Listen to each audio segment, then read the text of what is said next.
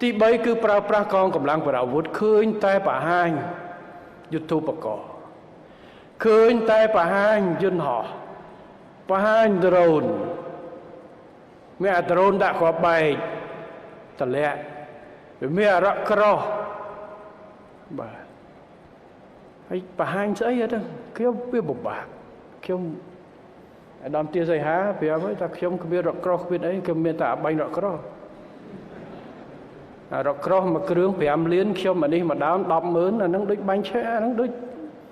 បើគិតពីការវិនិយោគអ្នកអូស៊ីដាក់ទុនតិចបានផលច្រើនយើងយកអាហ្នឹង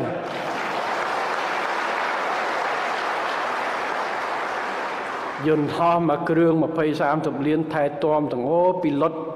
មមតប្រហាត់ចេះយើងដូចអាលើអាកជ្រួចយើងសំណាញ់មេឃហ្នឹងដូចមិនថ្លៃប្រហែលដែរបាទអានឹងអ្នកក្រគេវិនិយោគតាមអ្នកក្រ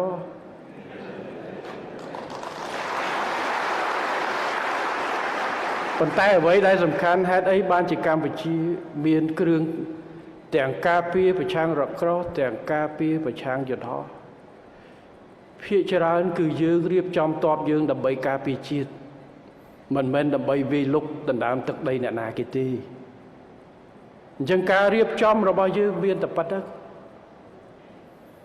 ហើយកំពុងតែអង្គុយគិតអារ៉ាក់ក្រោះមួយដាក់មកទៅអានឹងមិនគួរបើសិនជាបាញ់យើងឆេះយើងគួរឲ្យលើកទឹកចិត្តបងប្អូនប្រមាណ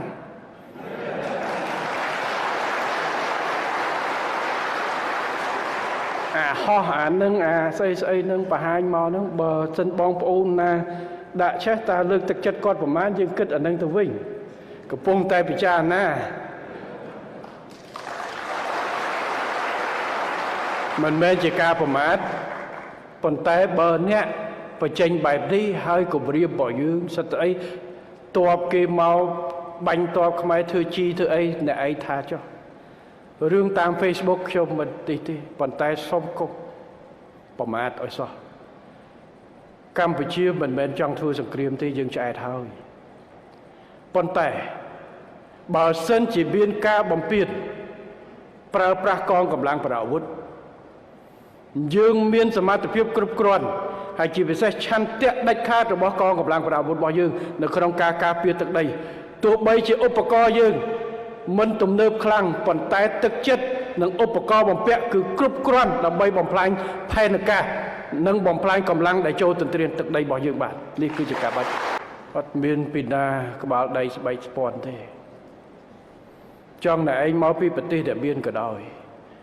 ហើយឥឡូវការបង្កើនការជីកលេខដ្ឋានធ្វើអីផ្សេងប្រព្រឹត្តរដ្ឋកាយ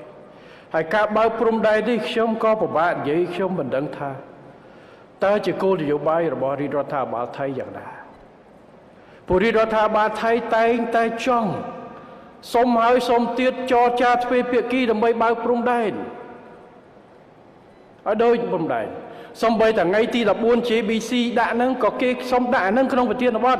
បានខ្ញុំចេញសារមួយយប់ថ្ងៃទី13ទៅប្រាប់ថាចេះវាអត់ស្ថិតនៅក្នុងដែនសមត្ថកិច្ចរបស់ JBC ទេ JBC គឺគណៈកម្មការបច្ចេកទេសព្រំដែនគេធ្វើតការងារវាស់វែងកាន់សីមាអារឿងបិទព្រំដែនមិនមែនជាភារកិច្ចហើយទី2រឿងសម្បាញ់ណាស់អ្នកឯងបិទឯកតោភាគីបើចង់បើកវិញថៃបើកឯកតោភាគីទៅយើងនឹងបើកយ៉ាងយូរ5ម៉ោងក្រោយតែប៉ុណ្្នឹងបាទប៉ុន្តែវាពិបាកខ្ញុំមិនយល់ថាតើយ៉ាងម៉េចរាជរដ្ឋាភិបាលថៃសំបីតែនៅក្នុងលិចថ្ងៃទី15នាយករដ្ឋមន្ត្រីថៃ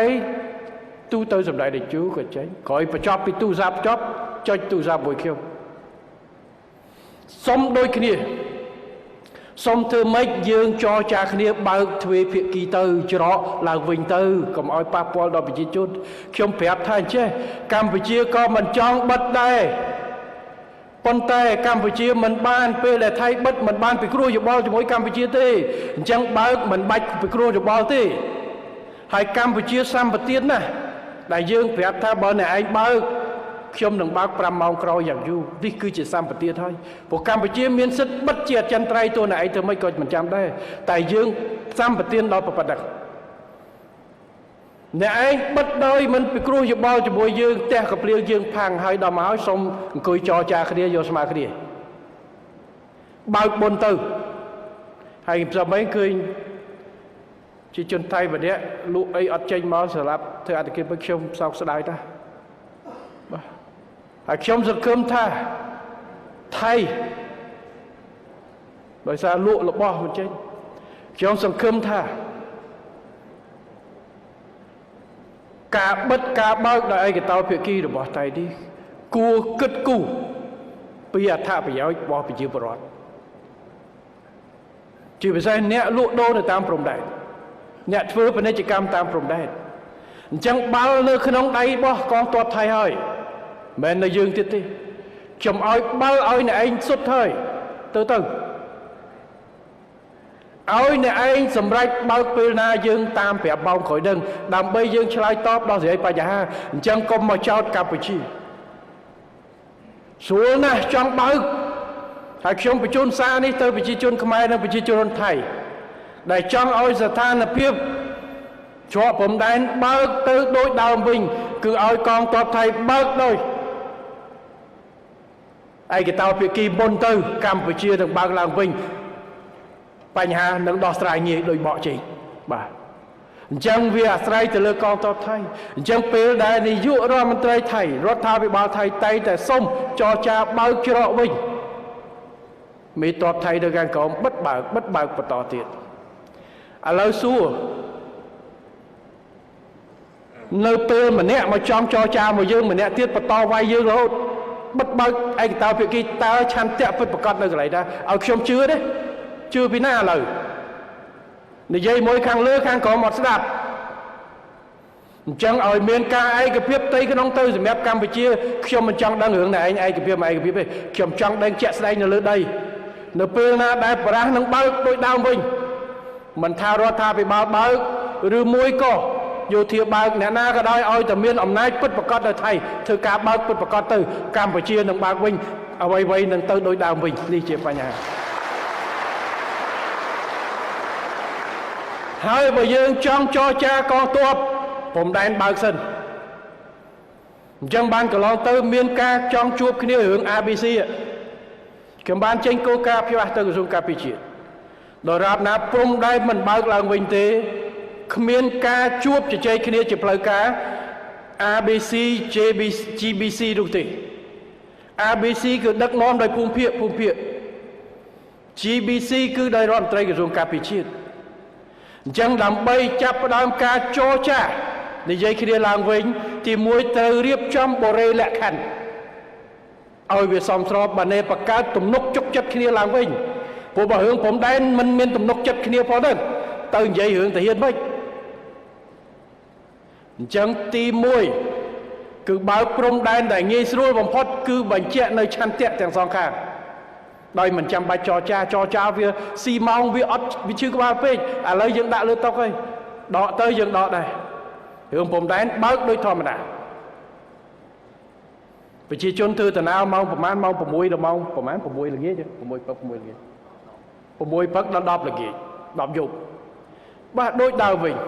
ប៉ុន្តែខ្ញុំសូមបញ្ជាក់ថាអត់មានការចរចាទ្វេភាគីទេរឿងបើកនេះអ្នកឯងបិទមុនបើកមុនចោះខ្ញុំឲ្យសិទ្ធហើយយើងចាំតាមក្រោយយើងទទួលតាមព្រោះយើងចង់បានភាពល្អជូនប្រជាពលរដ្ឋយើងឡើងវិញទេបាទគ្មានរឿងអីដែលទៅបាបឬបិទនោះទេបាទហើយរឿងទាហានដូចគ្នាចរចាអត់មានការជជែកទេបើតែឯងចង់ដកទៅរឿងលក្ខខណ្ឌនៅខាងមុខយើងគ្មានត្រៀមវាយដល់ណាគេទេប៉ុន្តែកុំមករករឿងយើងកុំមកបង្កើតបញ្ហាត្រៀមលក្ខណៈ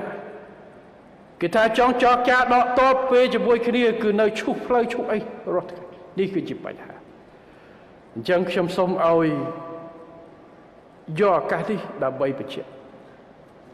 បាល់នៅក្នុងដៃថៃស្ថានភាពដូចដើមវិញស្រួលទី1បើកច្រកបកច្រករួចហើយយើងអាចទាហានទៅទាហានជួបគ្នានិយាយគ្នារឿងដកត sao mạnh bàn tay ở lấy sau nữa kì bờ miên chất tròn bật bật cọt trong bật thói thua từ sau nó đổ hơi chạm từ bạc từ dương đừng trôi tạo cả cho bôi kiaนี่คือจิตการเป็นเลยจับประดามโยรูปเพียบประกาศจอระนาบุยด้วยกับขนมลูกเจ้าบ่รัฐบาลขมายจะเนี่ยบัดเทียบจะเนี่ยไอ้วิงเตยจะจังตะก้าบ้าบางยืนไงมาไปผมไปไงมาไปบ้วนกระทรวงการบอเตยยืนดักต่อว่าถ้าไหนโจมาบังในขนมใดเขียวบังตียืนเตรียมเตี้ยไหนเสียเชียวโอ้ยุติธรรมกี่ชายตอบมาวิ่งกี่ท่าอาเตขมายเนี่ยโจตัวบังตรงใดจังเตี้ยbỏ drone cái nóng đây bao nhiêu dương đại lịch cất to ba kịp nhau mà bên copy lịch cất bao nhiêu còn ta tha phở bịa dương chỉ nè đồng lục từ chỉ chắc họ trô mà đó không bà ngay tìm muối ở đom ôm được tới đi cá thật trô ơi tòa mai đom khơi đi ra về muối tiết cho mày chỗ tìm muối hắn mau vì nàoผมได้ในผมได้มวยในตามปตอนผมได้อันนี้โชว์ดอกครับโจนมาตีไงที่ปีที่ใบขยมตูเตอเมย์แผลมอยมวยได้บังเนี้ยยมแผลตัวพุ่มเพียบแผลบังบ่าเมียนนะโจมาตีในธรรมดายืงบังหลังเปล่าลอตรานđã ở hoàn có mà say lắp bánh thế là ở mùi tiết đào được cái đâu chỉ ca phải ở thôi ngạt bà to ba lư cái đá to ba tay này anh nơi ta bầm biến bánh rồi bánh bà